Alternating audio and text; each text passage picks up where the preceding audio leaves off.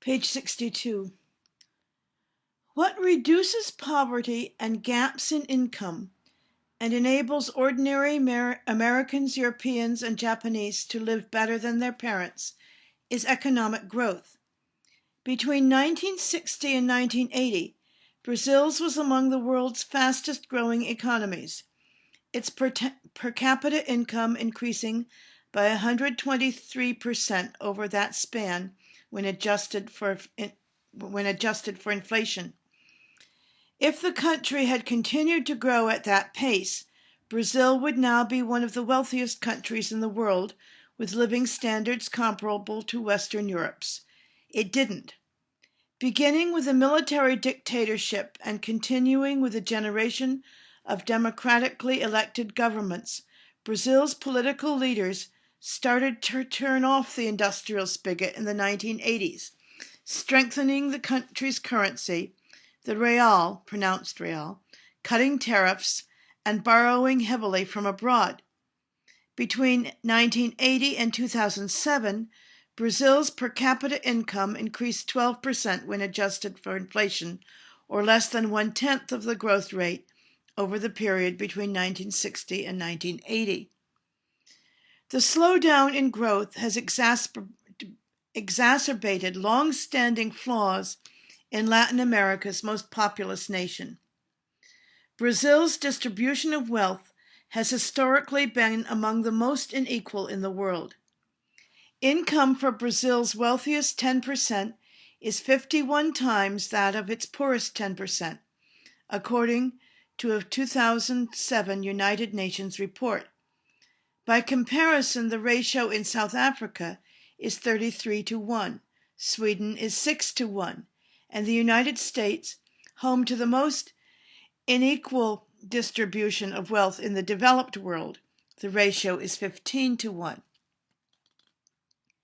Compounding Brazil's stunning inequality is its lack of social mobility, which means that barring something terribly unlikely, Brazilians who are born poor will die poor, as will their children after them, on and on, in what has essentially been one god-awful national losing streak dating back more than 500 years, to the day when the first Portuguese settlers came ashore.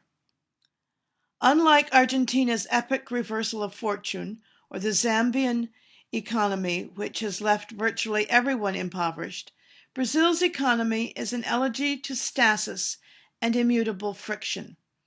The country's inheritance is the same hardscrabble life passed down from one generation to the next as surely as a weak chin, dimples, or a family heirloom. It is as if ordinary Brazilians are stock characters in a tragic version of the cult movie Groundhog Day, waking morning after morning to a feudal class system that has withstood colonialism, slavery, and a quarter century of neoliberal politics. Brazil, goes the old-fashioned national joke, is the country of the future, and it always will be. The country's costly borrowing has only deepened the divisions that have defined Brazil since its birth. Blacks, women, and landless indigenous peasants have shouldered the brunt of the growing debt. To work the cotton and coffee plantations, pan for gold, and cut sugar cane, Brazil imported 6 times more Africans than the United States did, and double the number that went to either the Spanish colonies or to the British West Indies. More abducted African slaves were delivered to Brazil than to any other country in the world, to work as porters, cooks, maids, nannies, and even soldiers. The Brazilian dream was to have 1 or 2 slaves whose labor could be hired out for a price high enough to free the dreamer from ever having to work, wrote Pedro I, Brazil's first post-independence leader, in 1836. Begging was preferable to work. Even beggars had slaves. Brazil abolished slavery in 1888. It was the last nation in the Western Hemisphere to do so. Still, the country never legally sorted black from white in the fashion of Jim Crow laws in the United States or apartheid in South Africa. The census's crayon-coded racial categories include preto and pardo, the terms for black and mixed race. Only 6% of the population chooses black on the census, but nearly half identify themselves as Pardo. Lula's predecessor as president, Fernando Henrique Cardoso, an Ivy League educated lawyer and by all appearances a white man, often described himself as having one foot in the kitchen, a colloquialism for mixed ancestry, and a Brazilian reference to the proliferation of black maids in white households. That kind of casualness about miscegnation contributes to a nationalist mythology in which Brazilians typically consider their country a racial democracy where skin color is largely irrelevant. Yet race matters profoundly here. The unemployment rate for black Brazilians is twice that of whites. White Brazilians generally earn 57% more than black Brazilians working in the same field, and a white Brazilian without a high school diploma earns more on average than a black Brazilian with a college degree. Blacks in Brazil die younger, are more likely both to be arrested and to be convicted of crimes, and are half as likely as whites to have running water or a working toilet in their homes. Law enforcement here is first and foremost a barrier separating the third world favelas from the first world cities that appear on postcards. Heavily armed, drug-dealing gangs shut down whole neighborhoods for days at a time in shootouts with rivals or the police. Nearly 2,000 civilians in Rio and Sao Paulo were gunned down in 2003 by law enforcement officers, or the hundreds of vigilante death squads that are manned by off-duty and retired officers. Authorities describe the deaths as acts of resistance against dangerous thugs, but a 2002 study by Amnesty International found that 61% of all civilians slain by police were shot in the head at close range. Nearly all were black and poor.